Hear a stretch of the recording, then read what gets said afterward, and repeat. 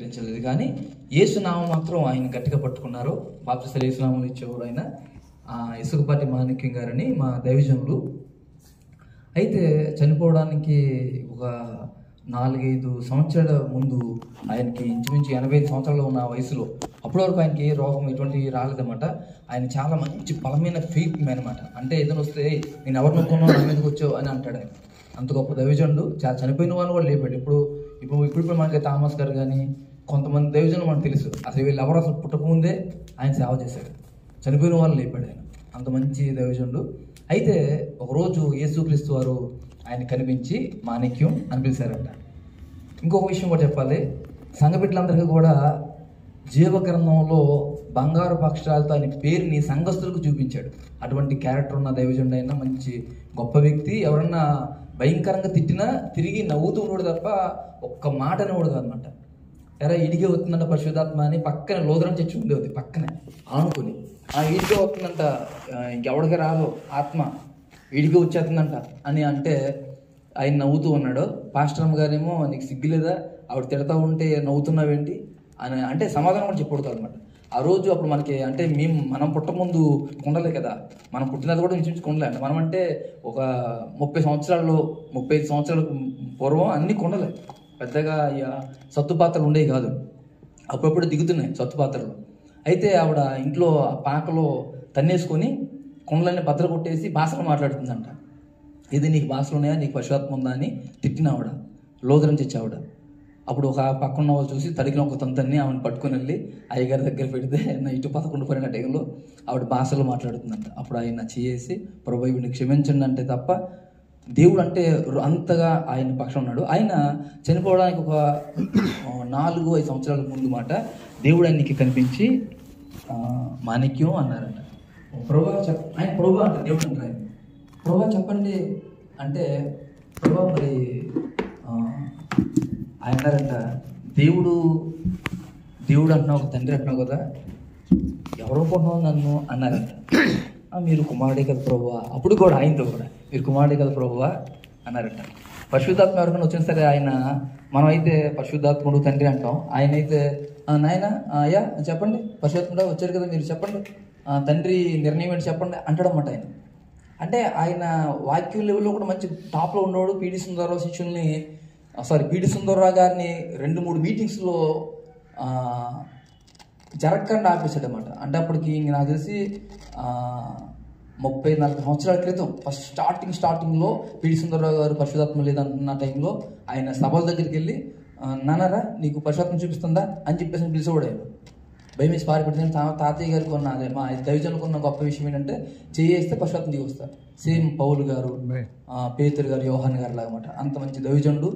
అయితే దేవుడు చెప్పారు, అప్పుడు యేసు ప్రభువు చెప్పారంట, తండ్రి నేను ఎవరిని అనుకుంటున్నావు అన్నారంట. అంటే ప్రభా మీరు ఇంకేముంది, మీరు దేవుడే కానీ మీరు కుమారుడైన దేవుడే కదా అన్నారు. తండ్రి నేనే కదా అయ్యా అన్నారంట. ఆ తర్వాత నేను ఆయనకి చాలా ప్రియమైన శిష్యుడిని, ముఖ్యమైన శిష్యుడిని, చాలామందిని తయారు చేశాడు ఆయన. పుట్టుగుడ్డు వాళ్ళు కూడా ప్రవచనం చెప్తారన్నమాట ఆయన పరిచర్యలో. ఆ పుట్టుగుడ్డు వాళ్ళు కూడా ఆయన వెళ్తే ఇంకో ఇజ్రాయేలీ గారు వస్తున్నారు, అమ్మ టీ పెట్టు, ఆయనతో పాటు సామిలో కూడా వస్తున్నారు, ఇద్దరికి టీలు పెట్టమ్మా, కాఫీ పెట్టమ్మా, వాళ్ళు టీలు తాగారమ్మా అని కూడా చెప్పేస్తుంది అన్నమాట. అటువంటి వాళ్ళు తయారు చేశాడు ఆయన. కానీ గొప్ప కృప, నేను ఆయనకి ప్రధానమైన ఇష్టమైన శిష్యుడిని, నన్ను ఆయన ఎంతగానో ప్రేమించాడు. చివరి అక్కడికి ఆ మాట నాకు చెప్పారన్నమాట. ఏంటంటే నా హానుకు ఇలాగా దేవుడు యేసుక్రీస్తు వారు వచ్చి నేనే తండ్రిని అని చెప్పేసి అన్నారు. చాలా హ్యాపీ అనిపించింది. ఎందుకంటే నేను మొదటి నుంచి కూడా బేరే సంఘంలో నుంచి తక్కువ వచ్చిన వాళ్ళలాగా బైబిల్ తప్ప నేను ఆయన్ని ప్రేమించేవాడిని, ఆయన భక్తిని ప్రేమించేవాడిని, అన్నీ ప్రేమించేవాడిని. కానీ నేను నా కోణంలో బైబిల్ చదువుకుంటా వెళ్ళేవాడిని. గుడ్డిగా ఎవరు చెప్పినా ఇది నమ్మకూడదు అనేది ఆ ఉద్దేశంతో యేసుక్రీస్తు వారిని నేను దేవుడిగా అంగీకరించాను. కానీ ఆయనకి ఎప్పుడు చెప్పలేదు. ఎందుకంటే ఆయన ఆత్మీయ నాయకులు, దైవజనులు. ఇప్పుడు థామస్ గారి దగ్గరికి వెళ్ళి మీరు తిరుతలో ఉన్నారని చెప్పంటే బాగుంటుంది అంటే ఎవరో చెప్పరు. ఎప్పటి నుంచో సీనియర్లుగా ఉన్న మరి ఎలీషా గారు, కాకినాడ ఎలీషా గారు చెప్పరు. ఎందుకని ఆయన వినిపించుకోడు. ఒకవేళ ఇంటర్నెట్లో తెలియదు ముందు మనం అటువంటి ఏం చెప్తాం మనం అనే ఉద్దేశంతో. కానీ దేవుడే చెప్పాలి. దేవుని స్తోత్రం. దేవుని ఏర్పాట్లు ఉన్న వాళ్ళని ఖచ్చితంగా దేవుడు పట్టుకుంటాడు. అది చిన్నవాళ్ళ పెద్దవాళ్ళని కాదు, కానీ దేవుడు ఏర్పాట్లు ఉన్న వాళ్ళని దేవుడు ఖచ్చితంగా మంచి మార్గంలో నడిపిస్తాడు. ఇలాగే నేను కరోనా టైంలో ఖాళీగా ఎందుకు ఉండాలని చెప్పేసి ఇంచుమించు సంవత్సరం పైనే బెరక వర్షిప్ టీం అని చెప్పేసి అని ఫేస్బుక్ టీం పెట్టి ఒకరోజు నేను అందరితో వాక్యాలు చెప్పిస్తూ ఉన్నాను. అప్పుడు అయ్యగారికి కూడా చెప్పాను, ఎవరు చెప్పలే. నెక్స్ట్ మన ఎలీషా గారికి చెప్పాను, ఆయన చెప్పలేదు. ఎవరో మన జోసఫ్ గారు ఎవరో కూడా చెప్పలేదు. ఆఖరి చాలామంది ఇతర ప్రాంతాల వాళ్ళు, ఇతర రాష్ట్రం వాళ్ళు కూడా పరిచయం అయ్యి వాక్యాలు చెప్తూ వచ్చారు. ఒకరోజు ఎందుకో నాకు ఉండబట్టలేక ఒక గంట సేపు యేసునామం కోసం వాక్యం చెప్పేశాను. అంటే మనం ఏ నామాన్ని మనం గొప్ప చేస్తున్నాం అనేది. అంటే చాలామంది మాట్లాడితే లాస్ట్లో తండ్రి కుమార పరిశుద్ధాత్మ నామం, తండ్రి కుమార ఇవి ఇని నేను లోన హట్ అయిందేమో నాకు లేదు. నేను మాత్రం హట్ అవ్వలే, లోన ఏమో హట్ అయిందేమో పాపం. అది బయటికి పేలిపోయి ఒకసారి వాక్యం చెప్పేసరికి మన టీం ఒకరు ఉన్నారు ముంబైలో, చాలా మంచి పెద్ద టీం ముంబైలో. నేను దేవుని చిత్తం అయితే కనుక ఖచ్చితంగా ఇక్కడ ఈ చర్చికి, అలాగే మన అయ్యగారి చర్చికి కూడా తీసుకురావాలని ఆశపడుతున్నాను. ఆయన పేరు సొలోమోన్ గొడ్డేటి, ఇంటి పేరు గొడ్డేటి సొలోమోన్ గారు. చాలా మంచి సేవ, ఇంటర్నేషనల్ సేవ చేస్తున్నారు. ఆయన యేసునామ.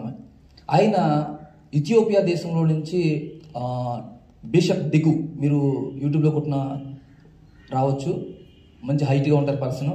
బిషప్ డిగు అని మంచి గొప్ప అపోస్తుల యొక్క పరిచర్యలో వాడబడుతున్న సేవకుల్ని పిలిపించి సంవత్సరం ఒకసారి మంచి కాన్ఫరెన్స్ పెడతారు.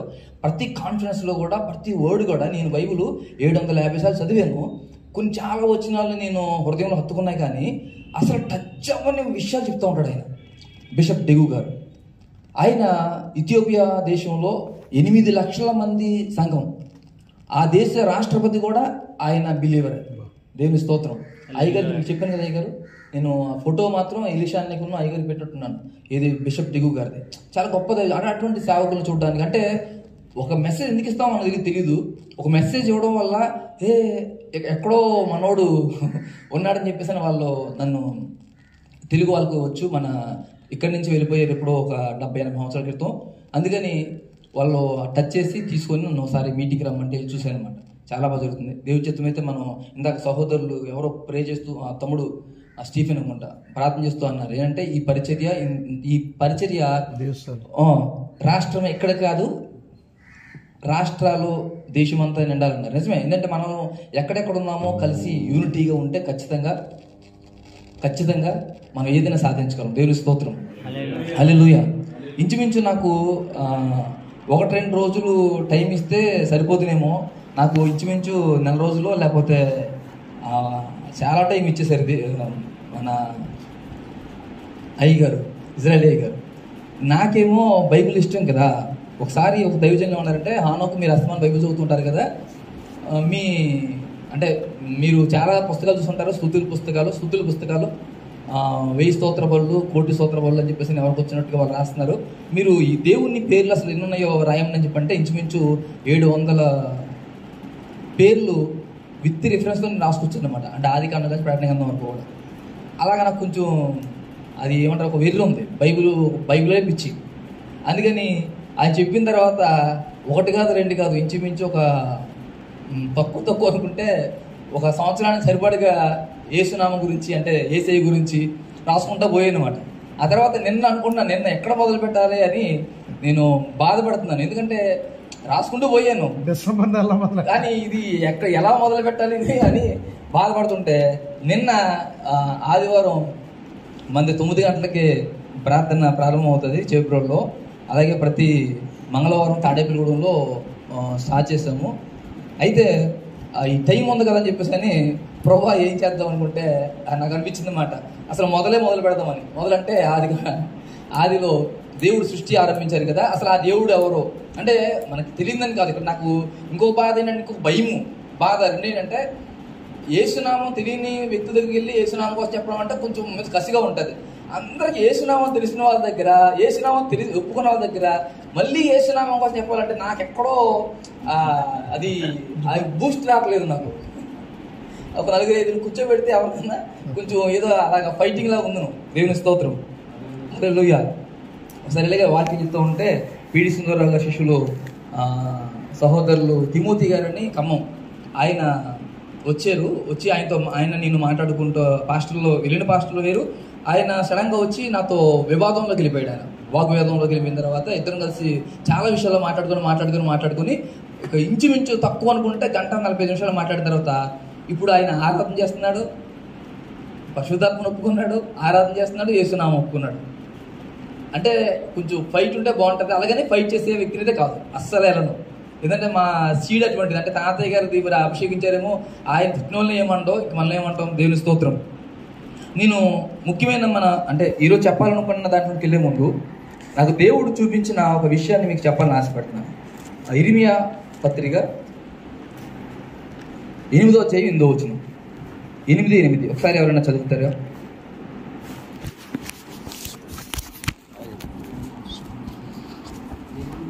8:8. ఒకసారి ఒక దైవజనులు చిన్నబాబు గారని కాకినాడ ఎలీషా అయ్య గారికి తెలుసు.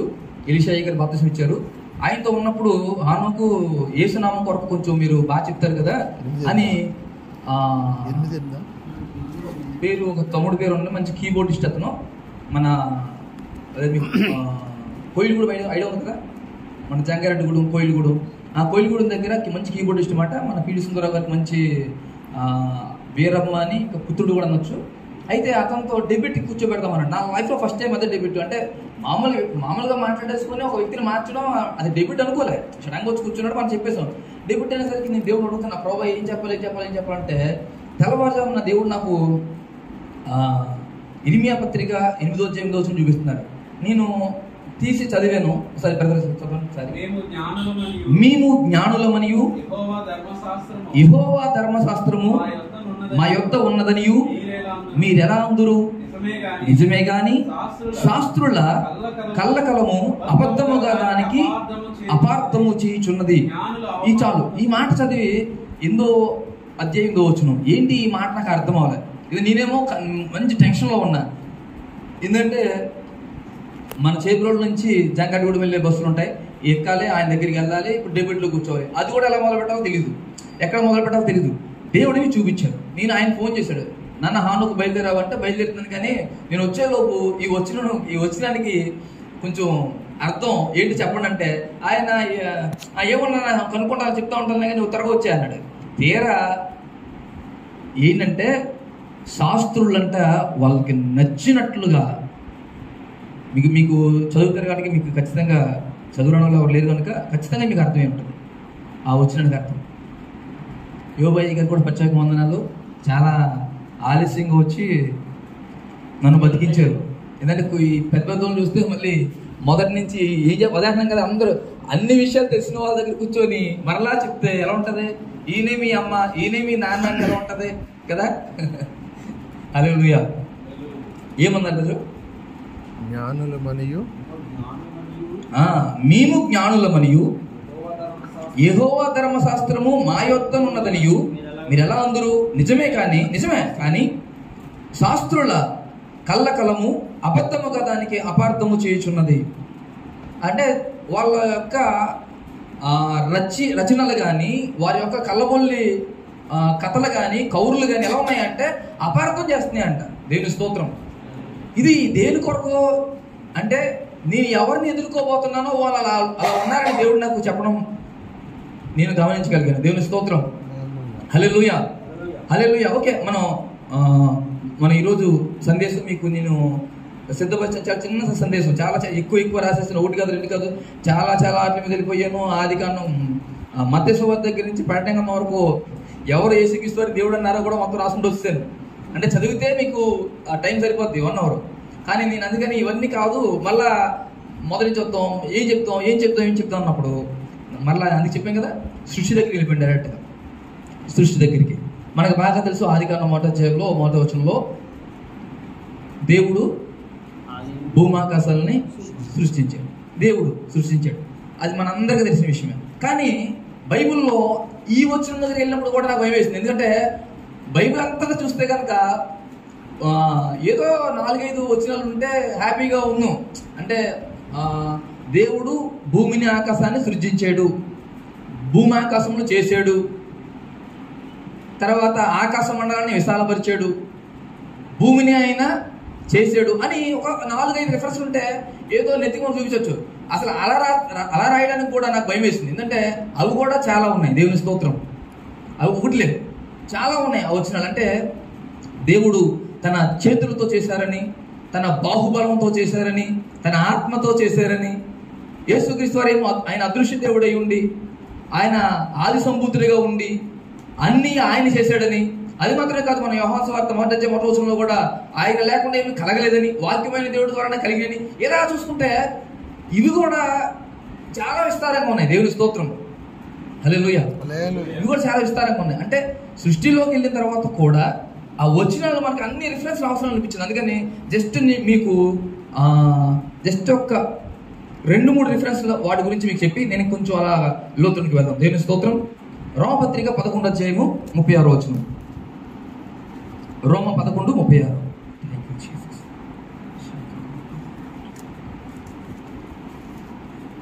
ఆయన మూలమును ఆయన ద్వారాను ఆయన నిమిత్తమును సమస్తమును కలిగి ఉన్నది.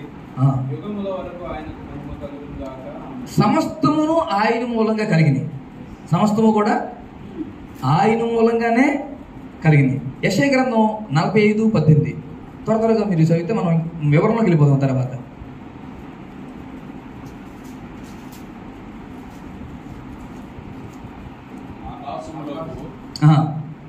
ఆకాశములకు సృష్టికర్తయగు యెహోవాయే దేవుడు, ఆయన భూమిని కలుగజేసి దాన్ని సిద్ధపరిచి స్థిరపరచెను. నిరాకారంగా ఉన్నట్లు ఆయన దాన్ని సృజింపలేదు, నివాస స్థలం ఉన్నట్లుగా దాన్ని సృజించెను. యెహోవాను నేనే. చాలా మంచి మాట కదా, ఇక్కడ చాలా మంచి మాట. ఎలాగంటే అదే ఎలా చెప్తామన్నా భయమే, ఎందుకంటే అన్ని తెలిసినయే. ఇక్కడ కలగజేసింది నేనే, సమస్తము చేసింది నేనే అంటూనే ఏమన్నాడు ఈయన? యెహోవా నేనే, మరి ఏ దేవుడు లేడు. అంటే చేసిన ఆయన దేవుడు. అలా అనుకున్న ఎవరు దేవుడు? అలా అనుకున్న ఎవరు చేశారు? ఆయన లేకుండా ఏమి కలగలేదు కదా. ఆయన లేకుండా అంటే చేసిన వాడు దేవుడు. దీన్ని నేను అయ్యగారు ఆనోకులు చెప్పాలన్న తర్వాత నేను అనుకున్నాను వెంటనే, అసలు త్రిత్వం ఎప్పుడు నేను దానికోసం ఆ జోలికి వెళ్ళలే.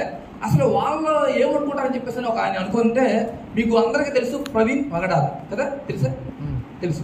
ఆయన త్రిత్వం కోసం బుక్ రాశాడు. ఆ బుక్ కనుక మీరు చదివితే అంతకన్నా కామెడీ బుక్ ఏది దొరకదు ఇంకా మనకి. Comedy book. నాకు అసలు అతను ఏది వివరించాడో మనల్ని అంటే నిజంగా దేవుణ్ణి వెంబడిస్తున్న దేవుణ్ణి దాసులైన మనల్ని డైరెక్ట్ అక్కడ సాధారణ కూడా పెట్టేశాడు. అక్కడ మన సాధారణ పెట్టేశాడు. అక్కడ నేను నవ్వుకున్నాను, ఎంత బుద్ధిహీనత అంటే సాధారణ పెట్టేందుకు కాదు, అసలు ఆ విషయాల్లో ఆ వచనాల్లో ఎక్కడ కూడా సారం లేదు. ఇప్పుడు త్రిత్వంలో కూడా సారం ఉండాలి. సారం అంటే ఒక స్ట్రాంగ్ ఎవిడెన్స్ ఉండాలి. స్ట్రాంగ్ ఎవిడెన్స్ చూపించడానికి కూడా అతను దానికి మరి బైబిల్ సరిగ్గా అంటే నేను త్రిత్వం కోసం నేను రాస్తాను కానీ నాకు తెలిసిన త్రిత్వం కూడా తెలియదు. చాలా నవ్వునుకుందామంట. ఏంటి ఇది అనుకున్నాను. దేవుని స్తోత్రం. సరైన అవగాహన లేకుండా ఒక్కరే ఉన్న దేవుణ్ణి, అద్వితీయ సత్యదేవుణ్ణి వాళ్ళు విభజించేసి అనేక రకాలుగా చెప్తారు. నేను వాళ్ళ త్రిత్వం అంటే కనుక నేను ఇంచుమించు చాలా దేవుళ్ళు చూపిస్తాను. మన బైబిల్లోనే చాలా మంది దేవుళ్ళు చూపిస్తాను ఆయనకి. అప్పుడు ఎంతమంది అంటాడు? 3 అంటాడు, 33 అంటాడా? అంతే కదా. కాబట్టి సరైన అవగాహన లేకుండా చాలామంది పుస్తకాలు రాసేసి ఇష్టతరంగా రాస్తున్నారు. కానీ బైబిల్ చెప్తుంది భూమిని ఆకాశాన్ని చేసిన ఆయన దేవుడు. అంటే మనం ఎక్కడికో లోతుల్లోకి వెళ్తారా? జస్ట్ బిగినింగ్లోకి అంటే మొదటిలోనికి వెళ్తున్నాం. చాలా విషయాలు మనందరికి తెలిసిన విషయాలు కనుక. దేవుని స్తోత్రం, హల్లెలూయా. తర్వాత కీర్తన గ్రంథంలో మనం చూస్తే కనుక 33వ కీర్తన 6వ వచనం. యెహోవా వాక్కు చేత ఆకాశములు కలిగిన. దేని చేత కలిగినాయి? నాకు ఇది చాలా ఇష్టమైన వచనం. నాకు అంటే ఈ ఒక్కటే కాదు, ఈ పదం నాకు చాలా ఇష్టం. ఏంటి? యెహోవా వాక్కు చేత. వాక్ అనగా మాట, అంతేనా? మాట. ఇప్పుడు నేనేమంటానంటే దేవుడు ఉన్నారు, ఆయన అక్కడే ఉండి సమస్తము చేయాలనుకుంటే ఎలా చేయాలి? అయ్యగారు ఎలా చేయాలి? అయ్యగారు మాటే కదా. మాటే అంటే ఆయన నోటి మాట ద్వారా సమస్తమును కలగజేశాడు. ఇప్పుడు వీళ్ళు ఏమన్నారంటే దేవుడు వేరు అంటే నేనేమంటానంటే ఏసయ్య వేరు, ఏసయ్య వాక్యం వేరు. నేను అలాగే అంట.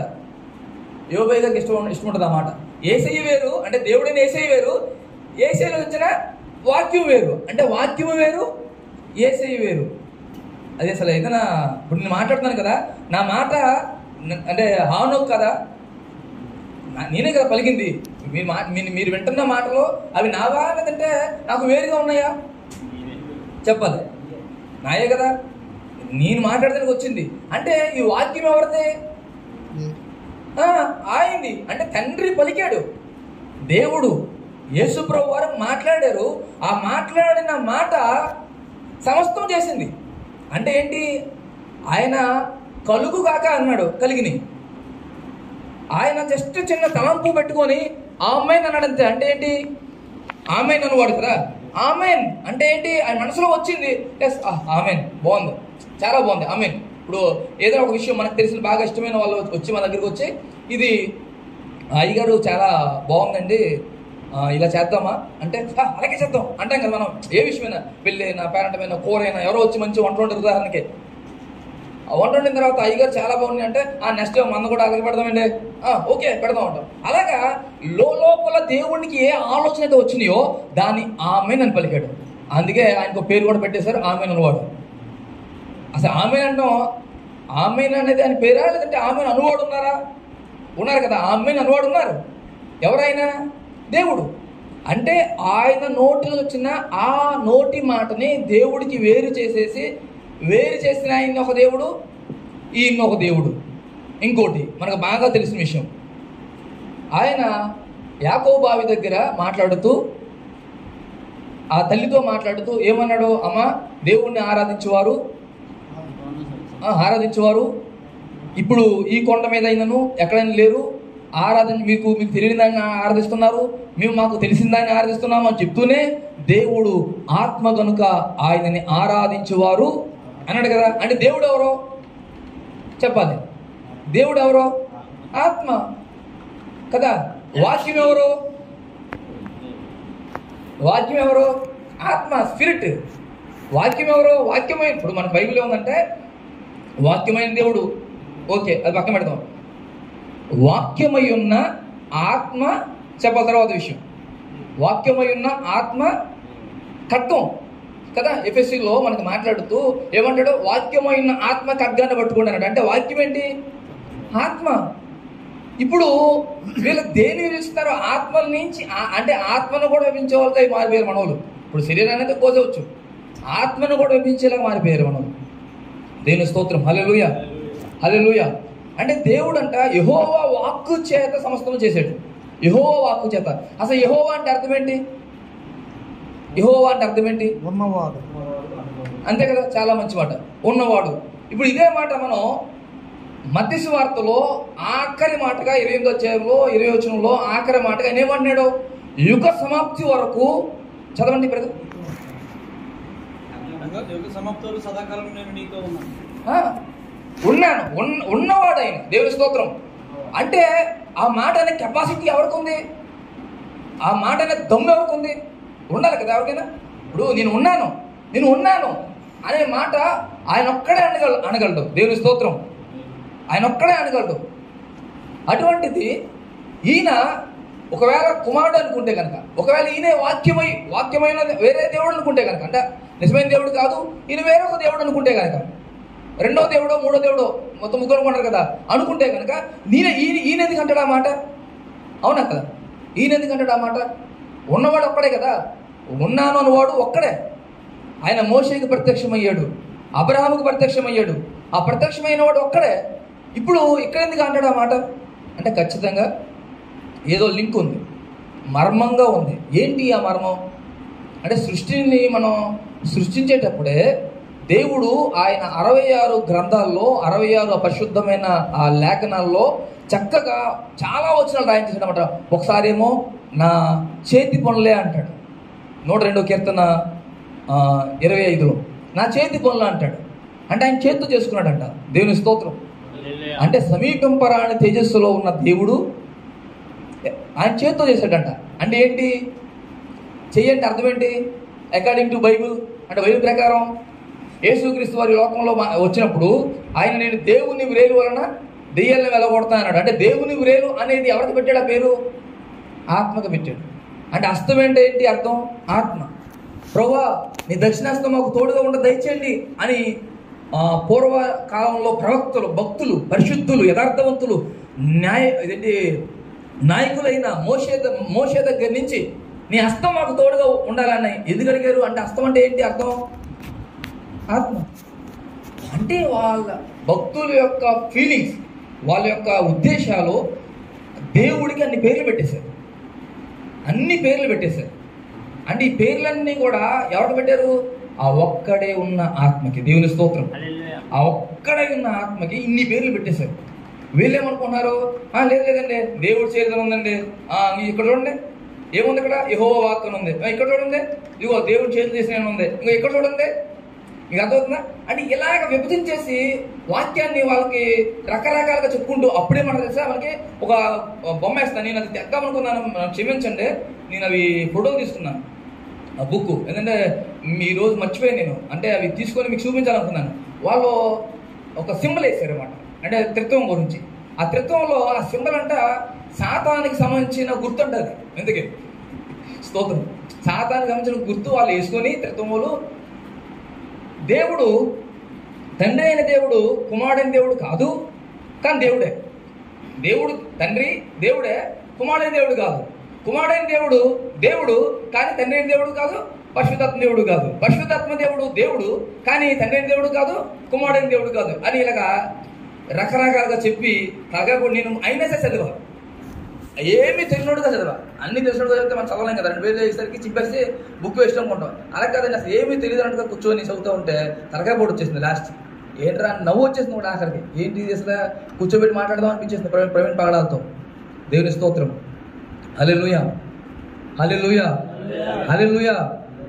అంటే దేవుడు ఒక్కడే, ఆయనలో భాగస్వామ్యాలు ఏమీ ఉండవు. ఆయన అద్వితీయ దేవుడు. దేవుడు చేతకనవాడైతే కాదు, ఆయన సామర్థ్యం కలిగిన దేవుడు. అందుకని ఆయన తన నోటి మాటతో సమస్తము చేశాడు. అయితే మనకు డౌట్ రావచ్చు, డౌట్ రావాలి కూడా. ఎందుకంటే మనం బైబిల్ చదువుతున్నాం, బయట తిరుగుతున్నాం, మనం ఓన్లీ వేసినామో లేకపోతే వన్నెస్ ఒక్కరే దేవుడని ఉన్న వాళ్ళతో లేదు. మనం చాలామంది రకరకాలుగా ఉంటారు కనుక డౌట్ మనకు రావాలి. ఏం డౌట్ అంటే మరి ఈయన ఎందుకు తండ్రి తండ్రి తండ్రి తండ్రి తండ్రి అని ప్రార్థన చేయాలి? చెప్పండి ఎవరైనా. ఈయన ఒకవేళ కుమారుడే అనుకుంటే దేవుడు కాదు, మరి తండ్రిని ఎలా ఎందుకు ప్రార్థన చేయాలి? చెప్పండి ఎవరైనా. దానికి నేను అంటే చాలా చక్కని విషయం మీకు చెప్పాలని ఆశపడుతున్నాను. తండ్రి తండ్రి అని ఎందుకు ప్రార్థన చేశాడని చెప్పేసి అని వాళ్ళు అంటున్నారు కదా. అయితే వాళ్ళకి తెలియని విషయం దేవుడు, పరిశుద్ధాత్మ దేవుడు మనకి బయలుపరిచిన విషయం.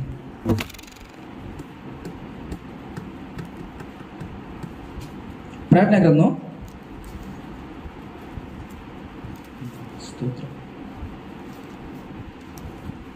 20వ అధ్యాయము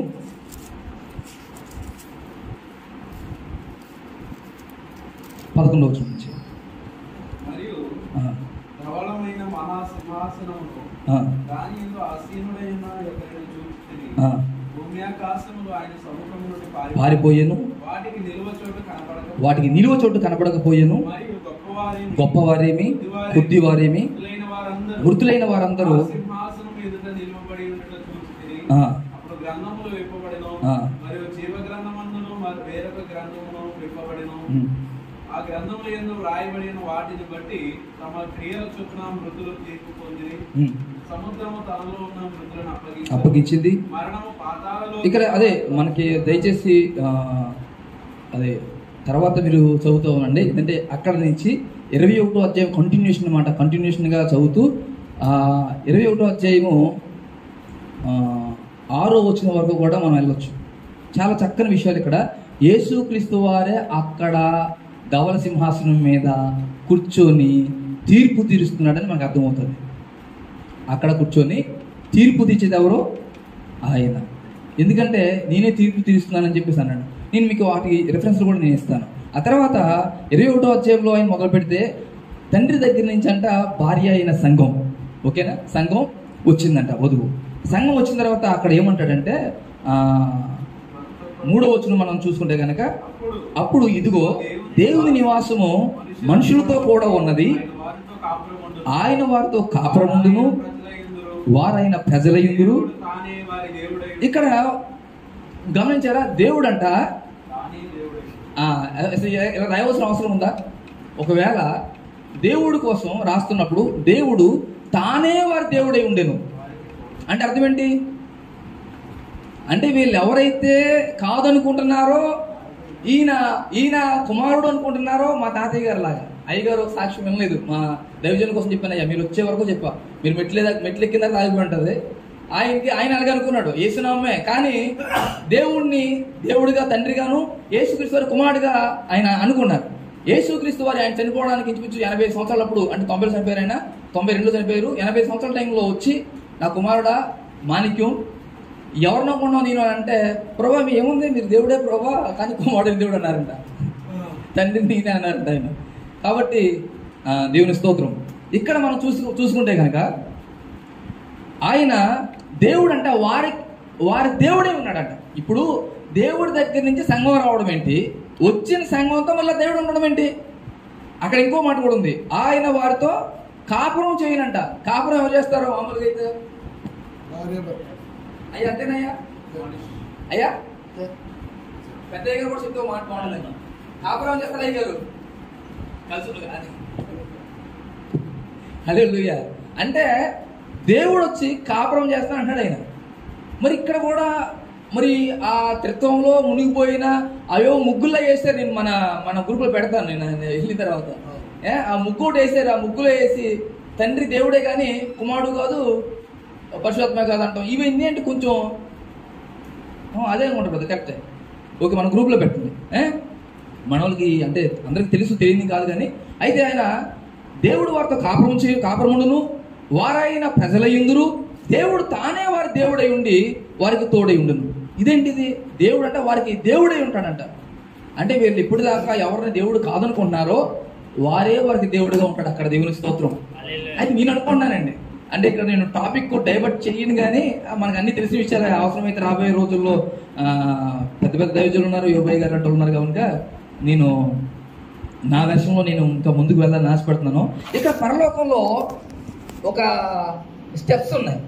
ఇప్పుడు ఇక్కడ ఎలాగైతే స్టెప్స్ ఉన్నాయో అలాగా, ఓకేనా, ఇక్కడ ఎలాగ స్టెప్స్ ఉన్నాయి. ఇప్పుడు ఎవరైనా విశ్వాసం వస్తే మనం ఏమంటాం? ముందు ఏదో కూర్చోబెట్టాం, ఖచ్చితంగా వెనకాలంలో కూర్చోబెడతాం. అంజులు వస్తే ఇది మీకు కదరండి ఆ బలమే కూర్చోబెడతాం. లేదు ఆడడం ఏంటది, మనకి విరోధం ఎవరైనా వస్తే అదే గేట్ అవతల ఉండు, పాస్టర్ గారు ప్రసంగం అయినది వచ్చి నీతో మాట్లాడతారని చెప్పంటాం కదా.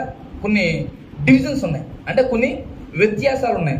అలాగే బైబిల్లో కూడా పరలోకంలో కూడా కొన్ని వ్యత్యాసాలు ఉన్నాయి. అల్పులు, చెప్పాలి, అల్పులు, ఇంకెవరో మిగులు అల్పులు, గనులు, ఇలాగా డివిజన్స్ ఉన్నాయి. నేను చూసా బైబిల్లో. అంటే ఒకసారి యేసుక్రీస్తు వారు బాప్తిస్మ యోహాను గురించి మాట్లాడుతూ, స్త్రీలు కనిన వారిలో యోహాను కంటే గొప్పవాడు ఎవరు లేడు అని మాట్లాడుతూ, ఆ కొన్న వాళ్ళని చూసి అంటాడు, అయినను పరలోకంలో అల్పుడు అనబడిన వాడు ఈయన కంటే కూడా దేవుని స్తోత్రం. వచ్చి చదువుదాం అది.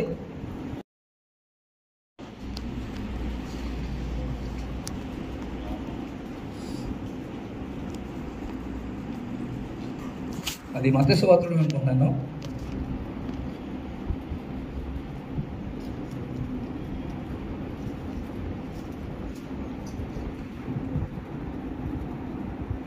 పదకొండో అధ్యాయమా చూడండి, 11వ అధ్యాయం 11వ వచనం చూడండి ఒకసారి.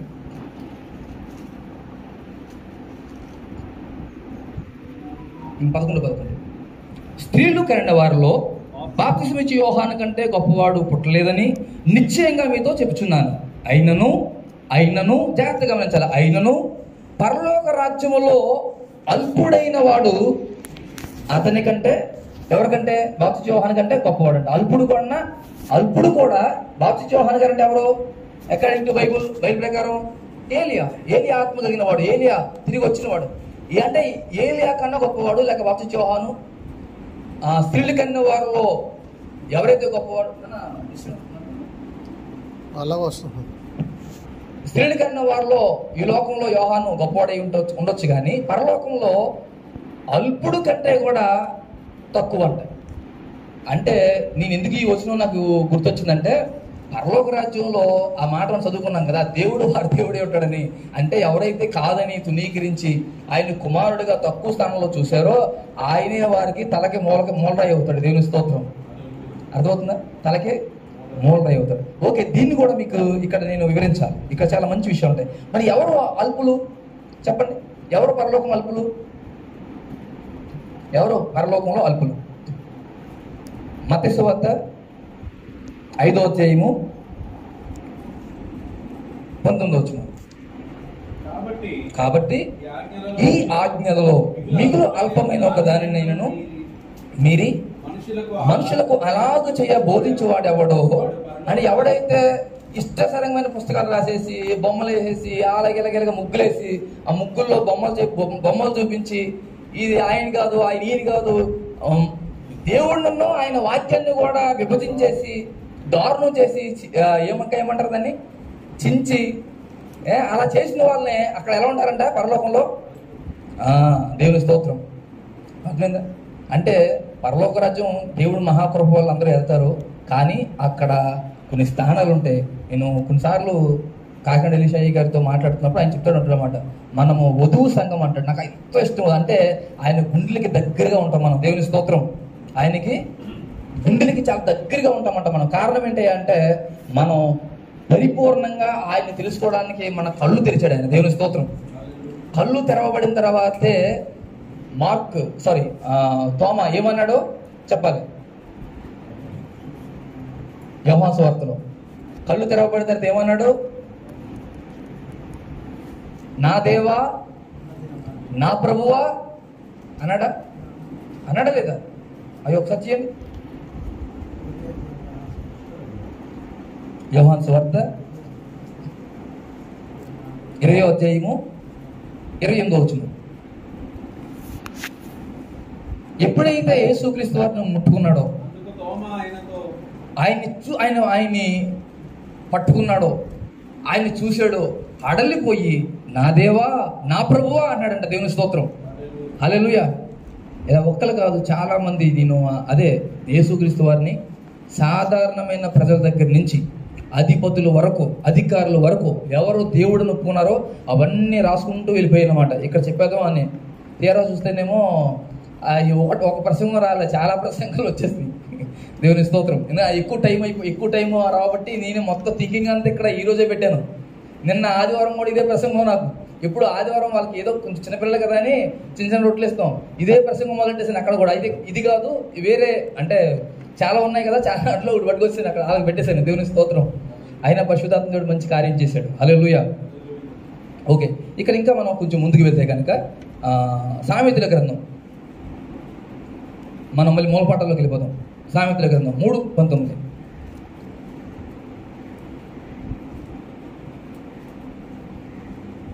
అయ్యో 10 నిమిషాలు ఉంది, నేను మీకు 10% చెప్పా. త్వరగా స్పీడ్గా. చాలు. జ్ఞానం వలన దేవుడు భూమిని చేశారు. ఓకే, ఫస్ట్ దేవుడు చేశారు, దేవుని చేతులు చేసినాయి 2. నెక్స్ట్ యెహోవా వాక్యం చేసింది. ఓకేనా? ఓకే, దేవుని వాక్యం. అది యేసుక్రీస్తు చేశాడు, వాక్యం అనుకుందాం. ఓకే, 4వది ఏంటి? జ్ఞానం చేసింది. జ్ఞానం అనే మాట మనం చూస్తే కనుక సామెతల గ్రంథం 8వ అధ్యాయం మొత్తం మనం చదివితే కనుక చాలా బాగుంటుంది.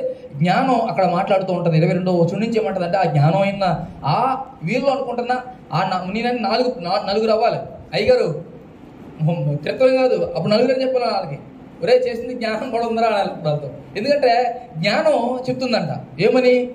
సామెతల గ్రంథం 8:22 చూస్తే కనుక, తన సృష్టి ఆరంభమున ప్రధానమైన దానిగా ఆయన నన్ను కలగజేశాడు అని అక్కడ మొదలు పెడతాడు. ఆయన మొదలుపెట్టి ఇంకో ఆయన నేల మట్టిని చేయకమునుకున్నాను, ఆయన జలచరాలని లేనప్పుడు నేను ఉన్నాను అని చెప్తూ ఆఖరికి ఆయన ఇంచుమించు 20వ వచనమా 18వ వచనమా చూడండి ఒకసారి. అక్కడ నేను ఆయన దగ్గర ప్రధాన శిల్పినై అనుదినము సంతోషిస్తున్నానని చెప్పి అంటాడు. సామెతల గ్రంథం 8వ అధ్యాయము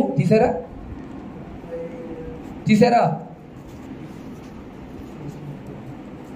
బైబిల్ తక్కటమని చూస్తే ఉందమ్మా. 8వ అధ్యాయము 8వ అధ్యాయం అయ్య గారు 20 వచ్చిన 21 వచ్చిన 30 వచ్చిన. నేను ఆయన యొక్క ప్రధాన శిల్పినై చాలు ఏంటంటే ఈయన ప్రధాన శిల్పిగా ఉన్నాడంట. అంటే అర్థం ఏంటి? ప్రధాన శిల్పి అంటే అర్థం ఏంటి? అంటే జ్ఞానం ఎక్కడుంది? అనాదిలో దేవుడి దగ్గర ఉందంట. అంటే దేవుడు అంతకుముందు జ్ఞానం లేదా? అంటే ఈయనకు లేదు. జ్ఞానం వచ్చి అంట సమస్తం చేసిందంట. ఆయన జ్ఞానం ఏమంటుందంట? నేను ఆయన దగ్గర ఉండి ఎలా ఉన్నాను? ప్రధాన శిల్పిగా ఉండి. అంటే అన్ని నేనే చేశా, అన్ని నేనే చెక్క, భూమిని, ఆకాశాన్ని, సముద్రాన్ని మాత్రం అన్ని నేనే చెక్కి ఇలాగ నేనే చేసి ఆయన దగ్గరికి వెళ్ళాను అంటుంది. అంటే ఎవరో ఈ జ్ఞానం వచ్చిన యెహోవా వాక్యం ఎవరు? చేసిన ఆ వాక్యం ఎవరు? చేసిన దేవుడు ఎవరు? అల్లాడుతున్న ఆత్మ ఎవరు? అన్ని ఒకటే కదా. అంటే ఇవన్నీ కలిపి ఒక్క వ్యక్తి. ఎందుకంటే చాలా తెలుసుకొని మీకు కొన్ని చెప్తే నాకు బాగా, కాబట్టి నేను చాలా విషయాలు ఉన్నాయి. అంటే ఒక్కొక్కటిగా చిన్న చిన్న అంశాల కింద వీలైతే 5 నిమిషాల్లోనే మీకు పెడతా ఉంటాను. 5 నిమిషాలు పెడితే మీకు ఇబ్బందిగా ఉండదు. ఒక గంట పెడితే ఈ గంట అనుకుంటారు. అందుకని ఒక 5 నిమిషాలు పెడతాను. మీకు ఖచ్చితంగా ఒక్కొక్క పాయింట్ మీద మనం మాట్లాడదాం, ఓకేనా? తర్వాత స్పీడ్కి వెళ్ళిపోదాం, టైము చాలా తక్కువ ఉంది. అయితే ఇప్పుడు వాక్యం దగ్గరికి వెళ్ళిపోదాం. దేవుడు యెహోవా వాక్యం చేత చేశారు. ఏ వాక్యం? వాక్యాన్ని నేను రెండుగా విభజించాను. ఒకటి వాళ్ళు అనుకుంటున్న దేవుని వాక్యం, నేను అనుకుంటుంది ఏంటంటే క్రీస్తు వాక్యం లేక యేసయ్య వాక్యం. యేసయ్య మాటలో సమస్తం చేశాడు. వాళ్ళు ఏమంటున్నారు? దేవుని వాక్యం అంటారు. 2 వచనాలు బైబిల్లో ఉన్నాయి. దేవుని వాక్యం ఉంది, క్రీస్తు వాక్యం అని కూడా ఉంది, ఓకేనా? నేను రిఫరెన్స్ మాత్రం ఇస్తాను, నేను టైం లేదు కనుక. 2 పేతురు పత్రిక 3వ అధ్యాయము 5వ వచనం.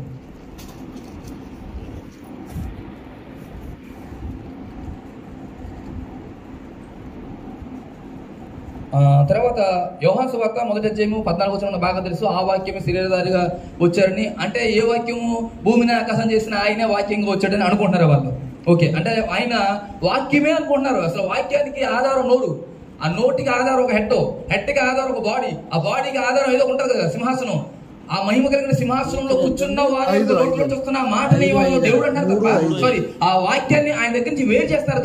కానీ ఆ వాక్యం ఎక్కడి నుంచి వచ్చిందో ఆ మూలం దగ్గరికి వెళ్తాలి. అంటే మాట వచ్చిన దగ్గరికి వెళ్ళాలి. దేవుని స్తోత్రం.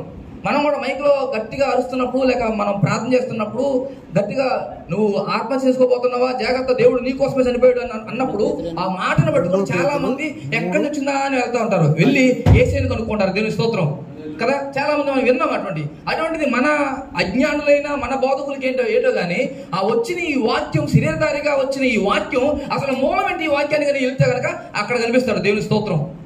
అక్కడ ఉంటాడు ఆయన. ఎక్కడ మూలం? అసలు అది ఆయనే మొదటివాడు, ఆయనే కడపటివాడు. నేను మృతుడనై తిరిగి బ్రతికని చెప్పంటాడు ఆయన. యుగాలు ఒకే రీతిగా ఉంటానని చెప్పంటాడు ఆయన. దేవుని స్తోత్రం. హల్లెలూయా. తర్వాత క్రీస్తు వాక్యం. ఇది ఎక్కడ ఉంది? యోహాను సువార్త 12వ అధ్యాయం 40 చూస్తే కనుక అక్కడ అంటాడు, నేను తీర్పు తీర్చను అంటాడు. ముందేమో తీర్పు తీర్చేది ఈయనే. ఎవరో మనం చదువుకున్నాం కదా యోహాను సువార్తలో ఏమని? తీర్పు తీర్చేది ఎవరు? అక్కడ ధవళ సింహాసనం మీద కూర్చున్నది ఎవరు? లేదు, వాక్యం. మీరు అన్నది యేసయ్య బాగుంది. నేనేమంటానంటే క్రీస్తు వాక్యం. అంటే దేవుడు వాక్యం అనుకుంటున్న వాళ్ళు నేనేమంటే క్రీస్తు మాట కూర్చోండి అక్కడ. మరి అక్కడ మీరు చూస్తే కనుక ఆ మాట ప్రతి ఒక్కసారి స్పీడ్గా చదవగలరా త్వరగా? యోహాను సువార్త 12:48 త్వరగా. ఒకటి కలడు. నేను చెప్పిన మాటయే తీర్పు తీర్చదు. చాలు. అంటే ఏం కాదు, ఉందా లేదని కొంతమంది వైపు చేస్తారు కదా, వాళ్ళు ఉందా లేదని తెలుసుకుంటారు అంతే. అంటే నీ తీర్పు తీర్చును, నేను చెప్పిన మాట తీర్పు తీరుస్తుంది. అంటే అక్కడ ధవళ సింహాసనం మీద కూర్చున్నది ఎవరు? ఓకేనా? వివరించక్కర్లే అనుకుంటున్నాను. దేవుని స్తోత్రం. అంటే సింహాసనం మీద కూర్చున్నది ఎవరై అంటే వాక్యమైన దేవుడు. ఆయనే ఆది అంతమైన దేవుడు. ఆయన ఆది అంతము లేని దేవుడు కూడా. దేవుని స్తోత్రం. హల్లెలూయా. ఆది అంటే ఆయన ప్రారంభమైంది. నోటి మాట ఆది, మరలా తిరిగి కంప్లీట్ అయిపోతుంది అంతం. హల్లెలూయా. ఆయన ఆది అంతం ఆయనే, ఆది అంతం లేనివాడు కూడా ఆయనే. దేవుని స్తోత్రం. హల్లెలూయా. నేను ఇప్పుడు ప్రసంగం మొదలు పెట్టాను. ఇది కంటిన్యూషన్ అవుతుందా? అవ్వదు. కరెక్ట్గా 1 గంట అయ్యేసరికి ఆగిపోద్ది. అంటే నాకు ఆది ఉంది, ఆల్ఫా ఉంది, ఒమేగా ఉంది. అంటే A to Z. ఆల్ఫా అంటే మొదటిది, జెడ్ ఒమేగా అంటే నాకు మొదలుగా ఉంది, చివర ఉంది. కానీ ఇవన్నీ ఎక్కడున్నాయి? వీటి ప్రసంగానికి ముగింపు ఉంది, సృష్టికి ముగింపు ఉంది, కానీ సృష్టికర్తకి ముగింపు లేదు. దేవుని స్తోత్రం. అంటే మాట వచ్చిన మాట సమస్తము చేసిన తర్వాత అక్కడికి వెళ్ళిపోతుంది. దేవుని స్తోత్రం. అది కూడా ప్రకటన గ్రంథంలో ఉంది. ఆయన అంటాడు ఏమనంటే, ప్రభువా, భక్తులు వచ్చి 24 పెద్దలు వచ్చి 4 దేవదూతలు వచ్చి వాళ్ళ మాట్లాడుతున్న మాట, ప్రభువా, నీవు నీ అధికారాన్ని నువ్వు స్వీకరించి ఏలుచున్నావు అంటారు. నీ అధికారాన్ని, నీ బలమును స్వీకరించి అంటే స్వీకరించడం అర్థం ఏంటి? స్వీకరించడం అంటే అర్థం ఏంటి? అంతకుముందు లేదనే కదా. అంటే ఎవరైతే దైవత్వాన్ని విడిచి మన కొరకు మనిషిగా వచ్చాడో ఆయన మరలా తన దైవత్వాన్ని స్వీకరించి వెళ్తాడు. ఆమేన్, హల్లెలూయా. ఓకేనా? 2 వాక్యాలు. ఏంటది? దేవుని వాక్యం అనుకుంటున్నా యేసుక్రీస్తు వారు. నేనేమంటానంటే యేసుక్రీస్తు వారు చెప్తున్నాడు ఏమని, నేను కాదు తీర్పు తెచ్చేది, నా మాట అంటున్నాడు. అంటే ఏంటి? వాక్యమే కదా. అంటే యేసు కూడా కాదంట తీర్పు తీర్చేది. అంటే వాళ్ళు ఒకవేళ లేదండి తండ్రి తీర్పు తెచ్చడు, కుమారుడు అంటే మనం అంటే కుమారుడు కూడా కాదు రావు అంటాం మనం. అప్పుడు యేసయ్య మాట ఇంకొక శరీరం ధరించుకోవాలన్నమాట. అయితే యేసయ్య మాట ఇంకో శరీరం ధరించుకోవాలా? మీకు అర్థమవుతుందా? దేవుడు మాట ఏమో శరీరం ధరించుకొని వచ్చింది, మనం యేసుక్రీస్తుని వేరు చేస్తాం. ఇప్పుడు యేసుక్రీస్తు అంటున్నాడు నేను కాదు నా మాట అన్నాడు. ఇప్పుడు ఈ మాట కూడా ఇంకొక శరీరం ఇచ్చేసి కూర్చోబెడదామా సింహాసనం మీద? ఎంత బుద్ధిహీనత అది కదా. అంటే సింహాసనం మీద ఆశీనుడుతున్న వారు ఎవరో ఒక్కడే. నేను ప్రకటన గ్రంథం కోసం చాలా వివరంగా రాశాను. చాలా 1 కాదు 2 కాదు, నేను టైం లేదు కానీ వివరిస్తాను. లాస్ట్ చదువుకుంటూ పోతాను మీకు తెలియాలని. ఓకే, హల్లెలూయా. తర్వాత తీర్పు తెచ్చేది ఎవరంట? కొలసీలు 3:16 కూడా మీరు చూస్తే కనుక అక్కడ క్రీస్తు వాక్యం అని ఉంటుంది. ఏ వాక్యము? నెక్స్ట్ 1 పేతురు 1వ అధ్యాయం 17వ వచనంలో ఒకసారి చదువుతారా? 1 పేతురు 1వ అధ్యాయం 17వ వచనం. టైం లేదు, మీరు టైం నాకు వేస్ట్ చేస్తున్నారు. టక్ చదవాలి. పక్షపాతము లేకుండా క్రియలను బట్టి ప్రతివానిని తీర్పు తీర్చేవాడు తండ్రి అంట. చాలు, హల్లెలూయా. పక్షపాతము లేకుండా ప్రతివానికి తమ క్రియలను బట్టి తీర్పు తీర్చేవాడు తండ్రి అయితే గనక యేసుక్రీస్తు వారు ఏమన్నాడంటే నేను కాదు మాట్లాడేది, నేను కాదు తీర్పు తీర్చేది, నా మాట అన్నాడు. అంటే ఆ మాట ఎవరు? తండ్రి. అదవుతుందా? అంటే తండ్రిలో నుంచేమో యోబయ్య గారు, తండ్రిలో నుంచేమో వాక్యం వచ్చింది, అంటే కుమారుడు వచ్చాడు, కుమారులో నుంచి తండ్రి వస్తున్నాడు. ఇదేంటండి నాకు అర్థమవుతలేదు. అంతే కదా మరి. ఇక్కడేమో తీర్పు తెచ్చేవాడు తండ్రి అని ఉంది. ఇక్కడ అన్నాడు పేతురు గారు అంటున్నాడు, అంత మంచి బండ మీద సంఘమే మనం, అపోస్తలుల సంఘం మనకున్న పునాది ఇది. అంటే ఏంటి? యేసుక్రీస్తు వారిలో నుంచి తండ్రి వస్తున్నారంట. దేవుని స్తోత్రం. వీళ్ళేమన్నారు? తండ్రిలో నుంచి కుమారుడు వచ్చింది అంటున్నారు. నేనేమంటానంటే హానోక్గా లేక మన అపోస్తలుల యొక్క సహవాసంలో ఉన్నవాడుగా యేసయ్యలో నుంచి తండ్రి వచ్చాడు. అంతే కదా మరి. ఈ వాక్య ప్రకారం తీర్పు తెచ్చేది ఎవరో? తండ్రి అంట. కానీ తీర్పు తెచ్చేది ఎవరో? యేసయ్య. నేను కాదు, నా మాట తీర్పు తెచ్చుదని చెప్పి అంటున్నాడు. కాబట్టి ఆ మాట ఏంటి? తండ్రి. ఎలా అనుకున్నా తెగడమే. దేవుని స్తోత్రం, హల్లెలూయా. ఎలా అనుకున్నా అలాగే. తర్వాత ఇంకా చాలా విషయాలు ఉన్నాయి కానీ ఓకే చెప్పండి. యెషయా గ్రంథం 48:11-13 చూస్తే కనుక నా మహిమను నేను ఎవరికి ఇవ్వను, నేనే మొదటి వాడిని కనపడవాడిని అన్నాడు. మరి ఇప్పుడు యేసుక్రీస్తు వారికి ఎందుకు ఈ మహిమ? ఇక్కడ నేను చాలా ఉన్నాయి, నేను టైం లేదు, మళ్ళీ మొదలెడితే ఎక్కడికి వెళ్ళిపోతాను. కానీ ఓకే, వేరే చాప్టర్కి వస్తాను. టక్ పని 2 నిమిషాలు మీకు చెప్పేస్తాను. పరలోక రాజ్యంలో నేను 14 విషయాలు గమనించాను. యేసుక్రీస్తు వారిని తండ్రిగా, తండ్రిని యేసుక్రీస్తు వారిగా 14 విషయాలు గమనించాను. ఒకటి ప్రకటన గ్రంథం, ఇంకా ప్రకటన గ్రంథం చెప్పడం ఇంకా రిఫరెన్స్ చెప్తూ ఉంటుంది. ఎందుకంటే అంతే ప్రకటన గ్రంథంలో 5వ అధ్యాయం 13వ వచనంలో ఇద్దరిని కలిపి కనపరుస్తున్నారు. మరి నేనేమో మహిమని ఎవరికి ఇవ్వనని చెప్పి అన్నాడు ఈయన. తర్వాత అంతటా పరలోకం నెక్స్ట్ 6వ అధ్యాయం 17వ వచనం చూస్తే కనుక అది దేవుని దినమును తర్వాత ప్రభు దినము అని కూడా అంటాడు. ఏదో వచ్చేది అంటే ఏంటి? ఒకరోజు రావాలి కదా. మనం తండ్రి యొక్క, కుమారుని యొక్క, పరిశుద్ధాత్మ యొక్క నామం అంటేనే వాళ్ళకి అర్థమవుతుంది తరగతి. ఇప్పుడు ఎక్కడేముంది? తండ్రి దినమును ఆయన ప్రభువు దినం అని కూడా అని చెప్పి అంటాడు. అంటే ఏంటి? ఒక దినమే ఇద్దరికి కలిపి ఆపాదిస్తున్నాడు. దేవుని స్తోత్రం. తర్వాత మా రక్షణకై స్తోత్రమని యేసుక్రీస్తు వారికి పరలోకంలో గాన ప్రతిగానాలు పాడుతున్నారు. 7:10 7:15-17 అయితే కనుక మా కాపరి జీవజలాలు ఇచ్చును అని చెప్పి అంటాడు. అదే మాట ఇంచుమించు 21:6 ఏముందంటే దేవుడు వారికి దేవుడై ఉండి, ఇంత మనం చదువుకున్న మాట, దేవుడు వారికి దేవుడై ఉండి జీవజల నదుల దగ్గరికి వాళ్ళని తీసుకుని వెళ్తాడంట. దేవుని స్తోత్రం. ఇదే మాట యేసుక్రీస్తు వారికి కూడా ఆపాదించారు 17:17. అలాగే 10:6 అయితే కనుక సృష్టికర్త యుగ యుగాలను జీవించేవాడు ఉంది. సృష్టికర్త ఎవరో మనం చదువుకున్నాం కదా, వాక్యం అంటే ఎవరో దేవుడే.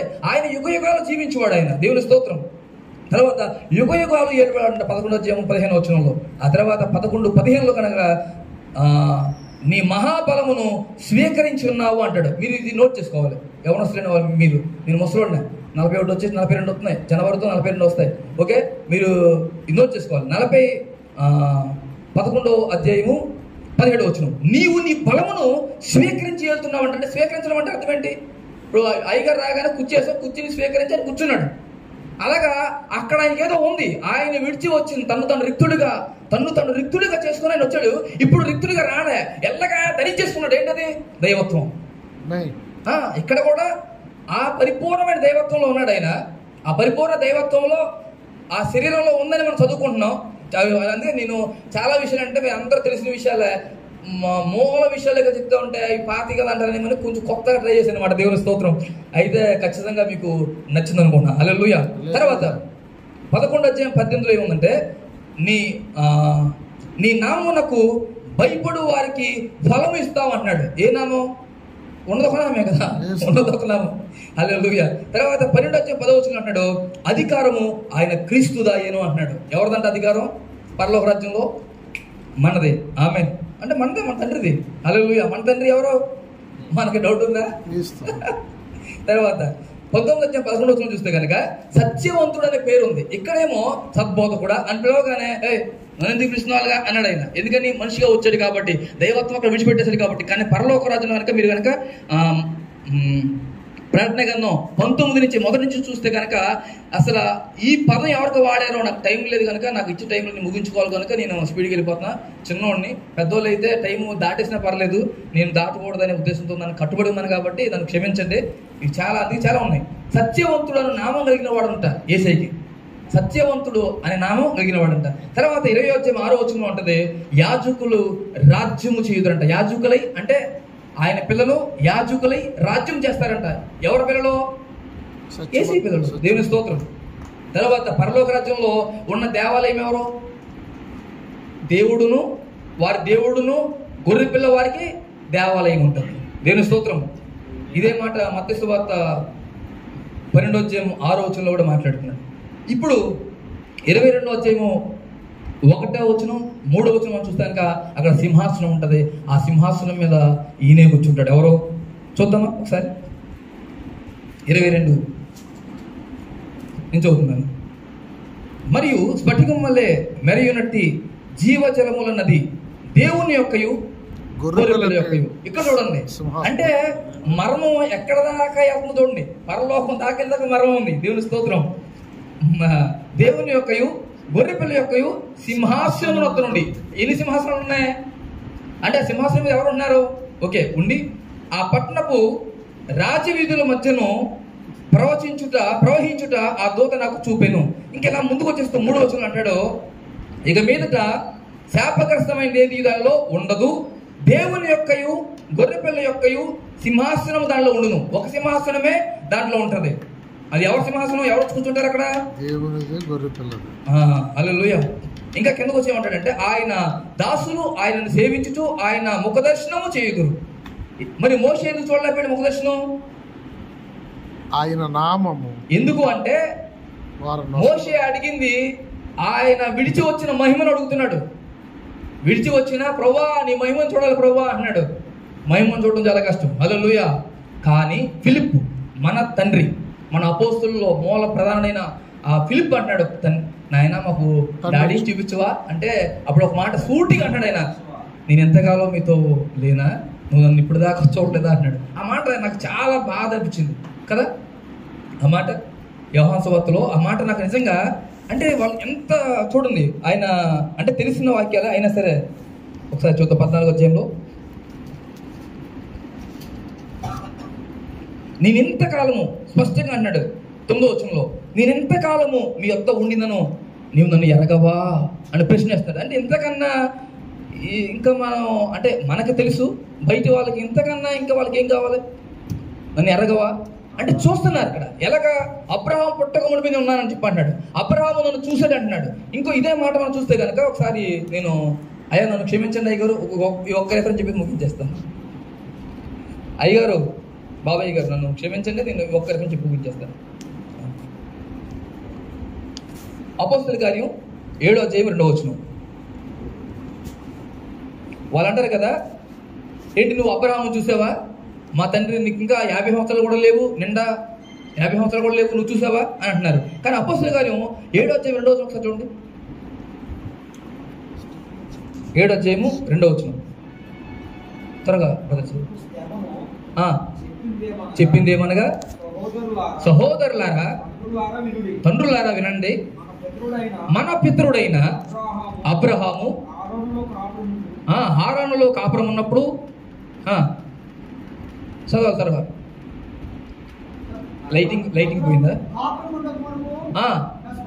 మెసొపొతామియా